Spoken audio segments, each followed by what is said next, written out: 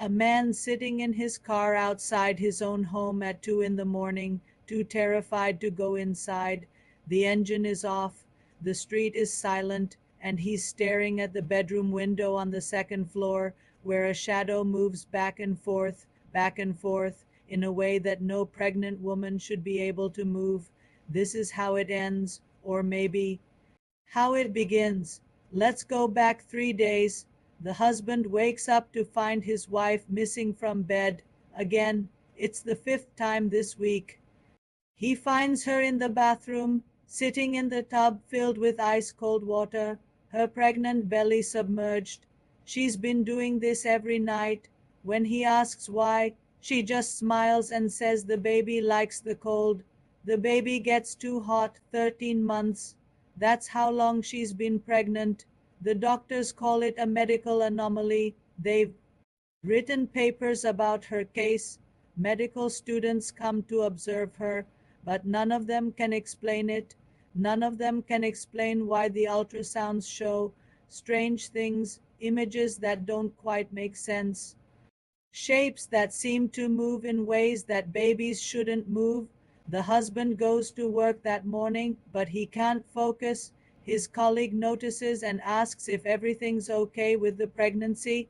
He wants to say no. He wants to say that his wife's skin feels cold to the touch now, that she doesn't blink as often as she used to, that sometimes when she sleeps, her tongue flicks out of her mouth, tasting the air, but instead he just smiles and says everything's fine. During lunch break, he receives a call from an unknown number. It's an old man's voice, rough and urgent.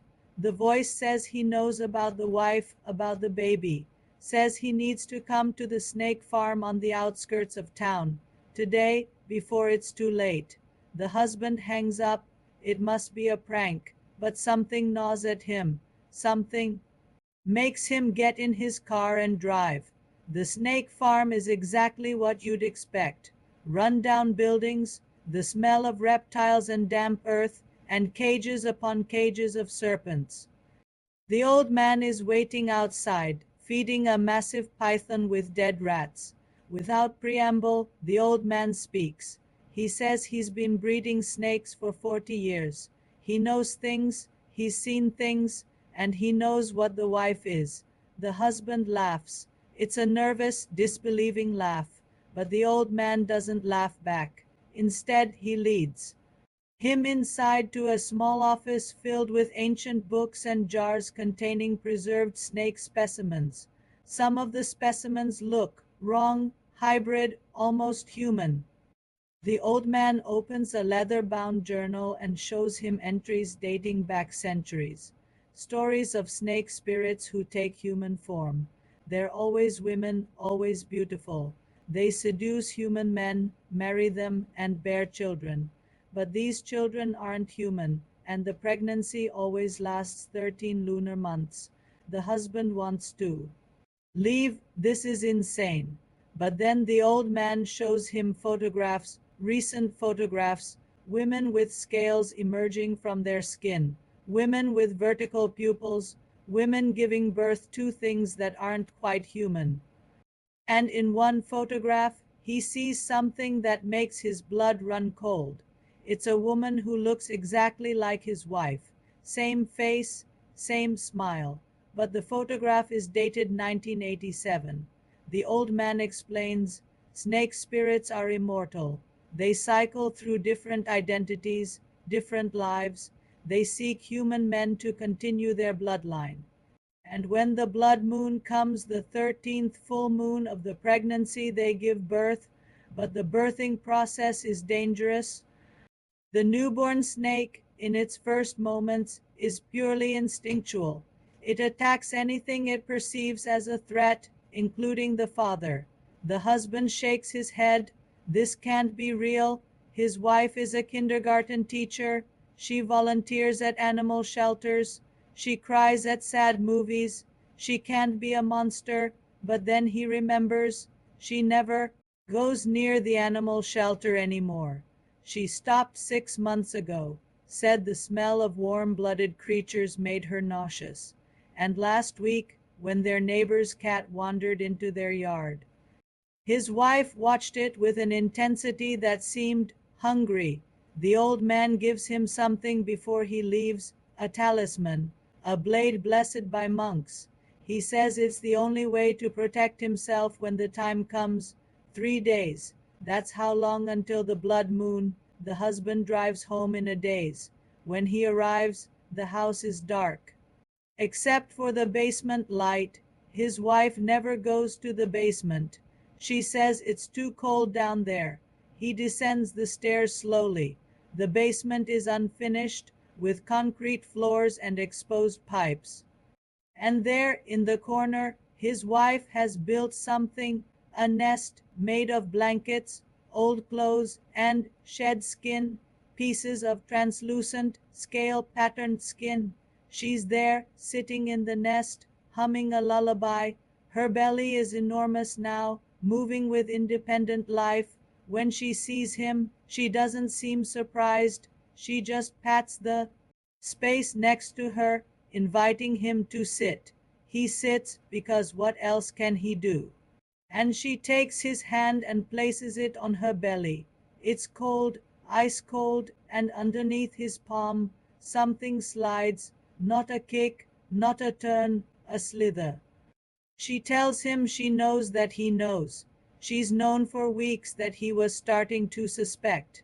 She says she's sorry, sorry for lying, sorry for tricking him, but she was so lonely, centuries of loneliness, and when she met him, she felt something she hadn't felt in ages, love.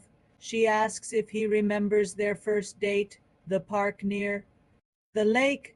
She says that wasn't coincidence. She'd been watching him for months, choosing him. He was kind, gentle, perfect. He wants to be angry, wants to feel betrayed. But looking at her, at the way tears roll down her cheeks, at the way her hand trembles in his, he feels something else, pity, and maybe still, despite everything, love.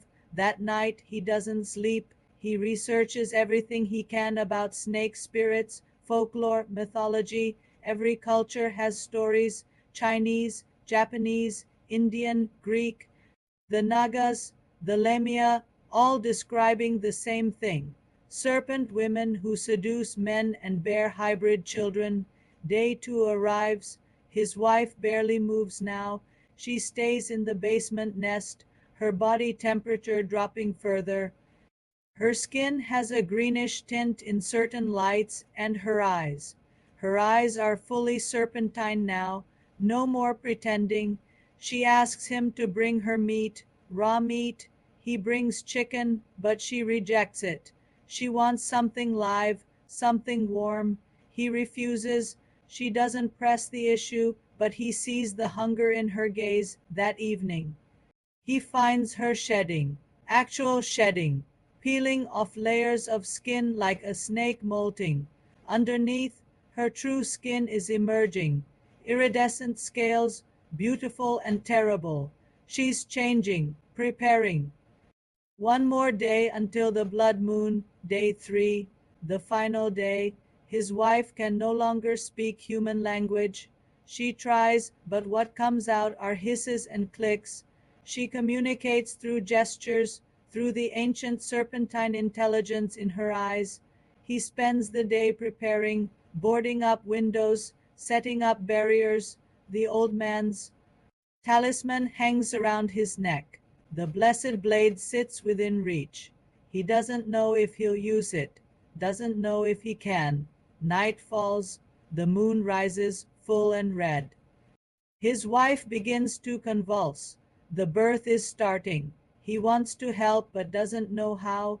Her body elongates, stretches, transforms. Scales fully emerge. Her legs fuse together, becoming a powerful tail. She's no longer pretending to be human. And then he hears it, a cracking sound, something breaking through. The baby is coming. He grabs the blade, hands shaking. Whatever comes next, whatever emerges from her, he needs to be ready. But then she looks at him, really looks at him, and in those serpent eyes he sees love, real love. She's begging him to save himself, to run. He makes his choice. And that's why, hours later, he's sitting in his car outside his home, too terrified to go inside. Inside that house is his wife. Inside that house is something that was born. Inside that house is his child. The question isn't whether he'll go back in. The question is, will he go back in as a father or as a killer? The moon watches, red and patient, as he finally opens the car door and walks toward the house. Some choices don't have right answers. Some families aren't meant to be normal, and sometimes love means accepting the monstrous truth.